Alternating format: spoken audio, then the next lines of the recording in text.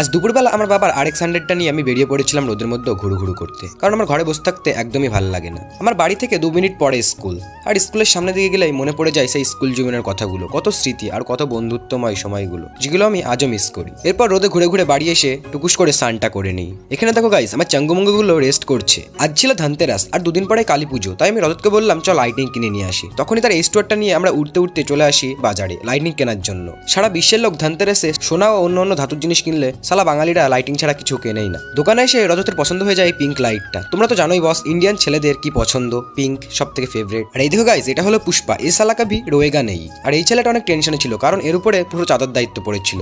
এ মনে হয় চাঁদা না তুলতে পারলে শ্বশুর বাড়ি থেকে সালা দিতে হবে। চাঁদা তুললে বাড়ি এসে অস্ত্র নিয়ে আমি ছাদে চলে আসি আমার লাইটিংটাকে লাগানোর জন্য। আমি টুকটুক করে আমার ছাদের চারিদিকটায় লাইটিংটা লাগিয়ে ফেলি। এরপর বাইরে এসে একটু ভিডিও শুট করে নিই। লাইটিংটা কেমন লাগছে তোমরা অবশ্যই কমেন্টে জানিয়ে যেও। ছাদে বসে আমার 32 নম্বর গার্লফ্রেন্ডের সঙ্গে একটু গল্প করছিলাম। আজকের জন্য এইটুকুই। Good night guys.